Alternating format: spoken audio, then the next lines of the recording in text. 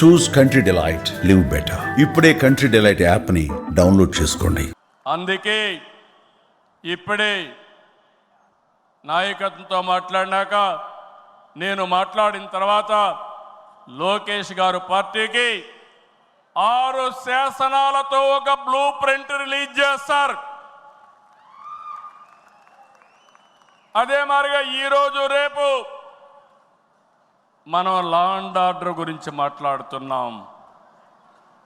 Law and ఆర్డర్లో నేను ఒకటే చెప్తున్నాను, నేరస్తులు ఎక్కడున్నా వదిలిపెట్టే సమస్య లేదు. ఆంధ్రప్రదేశ్ అంటే నేరస్తులకు చోటు లేదు, అది నిరూపిస్తానని ఈ మహానాడు సాక్షిగా మీ అందరికీ విజ్ఞప్తి చేస్తున్నా. ఇంకో పక్క నదుల అనుసంధానం, పోలవరం పూర్తి చేసి జలహారతి ద్వారా ప్రతి ఎకరాకు నీళ్ళిచ్చి తెలుగు ప్రజల రుణం తీర్చుకునే విధంగా తీర్మానాన్ని పాస్ చేయడమే కాకుండా ఆచరణ చేస్తాం.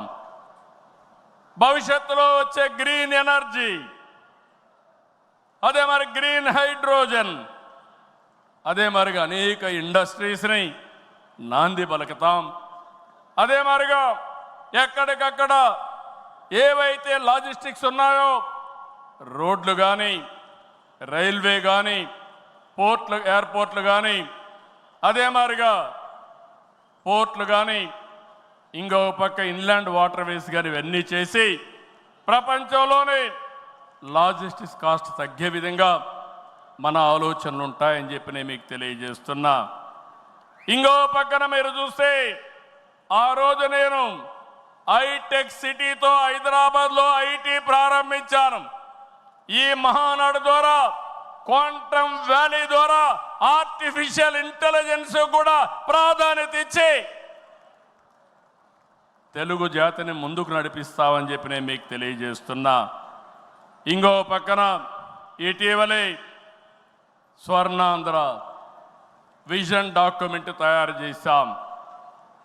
కేంద్రం ప్రధానమంత్రి గారి నాయకత్వంతో వికసిత్ భారత్ తయారు చేస్తే మన రాష్ట్రం విజన్ డాక్యుమెంట్ కింద స్వర్ణాంధ్ర 2047కి తీసుకొచ్చాం. మీరు ఒకసారి చూస్తే 2.4 ట్రిలియన్ యుఎస్ ఎకానమీ ధ్యేయంగా పెట్టుకుని ప్రతి ఒక్కరి ఆదాయం 55 లక్షల రూపాయలు ఉండేట్టుగా దాని కార్యక్రమం రూపకల్పన చేశాం.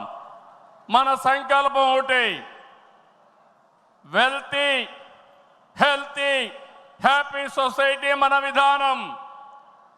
అందరికీ జీవన ప్రమాణాలు పెరగాలి, జీరో పావర్టీ మన సిద్ధాంతం. 2047కి జీరో పావర్టీ సాధించి దేశానికి ఒక దిశ నిర్దేశిస్తామని చెప్పి నేను మీకు తెలియజేస్తున్నా. ఆ తర్వాత P4 ద్వారా ఆర్థిక అసమానతలు తగ్గించే విధానానికి శ్రీకారం చుడతాం. దానికి కూడా ఈ కడప మహానాడులో చర్చ చేసి ముందుకు తీసుకుపోతాం. అందరూ ఆర్థిక అసమానతలు తగ్గించి ఆరోగ్యంగా, ఆనందంగా ఉండడం మన విధానం అని చెప్పి కూడా నేను మీకు తెలియజేస్తున్నా. ఇలాంటివన్నీ మీరు చేయడానికి రాబోయే 10 సంవత్సరాల్లో రాష్ట్ర ఆర్థిక పరిస్థితే కాదు, మనం అనుకున్న విధానాలన్నీ చేసి ఆటో పైలట్లో పెట్టే బాధ్యత మనదని చెప్పి నేను మీకు తెలియజేస్తూ, అలాంటి మహత్తర కార్యక్రమానికి ఈ కడప వేదిక కావడం, చరిత్రలో చిరస్థాయిగా రాసుకోవడానికి మనం అందరం కూడా ఇక్కడ సమావేశమయ్యాం. దీని ద్వారా ప్రపంచంలోనే తెలుగు జాతి నెంబర్ 1గా ఉండేట్టుగా చేసే బాధ్యత మన అందరిది అని చెప్పి మరొకసారి విజ్ఞప్తి చేస్తున్నా. ఇవన్నీ చేసుకుంటూనే మీరు ఒక్కసారి చరిత్ర కూడా ఒకసారి చూస్తే కొన్ని కీలక అంశాలపై అందరికీ అవగాహన ఉండాలి. రాజకీయ అవినీతిని ప్రజలు పట్టించుకోరని అపోహలున్నాయి. కానీ ఇది నిజం కాదు. అందుకే అవినీతిపై టీడీపీ ఎల్లప్పుడూ పోరాడుతూనే ఉంటుంది. పోరాడాం, మళ్ళీ పోరాడుతూనే ఉంటాం. 4 దశాబ్దాల ప్రయాణంలో అవినీతి పైన రాజీ లేని పోరాటం చేసిన ఏకైక పార్టీ తెలుగుదేశం పార్టీ. ఉమ్మడి రాష్ట్రంలో మీరు ఒకసారి చూస్తే 84లో ప్రజాస్వామ్య పరిరక్షణ ఉద్యమం నుంచి నిన్నటి వరకు విధ్వంస పాలన వరకు మరువలేని పోరాటాలు చేసిన పార్టీ తెలుగుదేశం. ఉమ్మడి రాష్ట్రంలో రాజా ఆఫ్ కరప్షన్ అనే పేరుతో లక్షల కోట్ల అవినీతిపై తెలుగుదేశం పోరాటం నిజమని సిబిఐ వంటి దర్యాప్తు సంస్థలు ఆ తర్వాత తేల్చే పరిస్థితికి వచ్చారు. అది మన క్రెడిబిలిటీ. మనం ఎప్పుడు కూడా ఆరోపణలు చేయం. వాస్తవాల్ని దృష్టిలో పెట్టుకొని ఎవరు ఎక్కడ అవినీతి చేసినా చివరి వరకు పోరాడిన ఏకైక పార్టీ తెలుగుదేశం పార్టీ.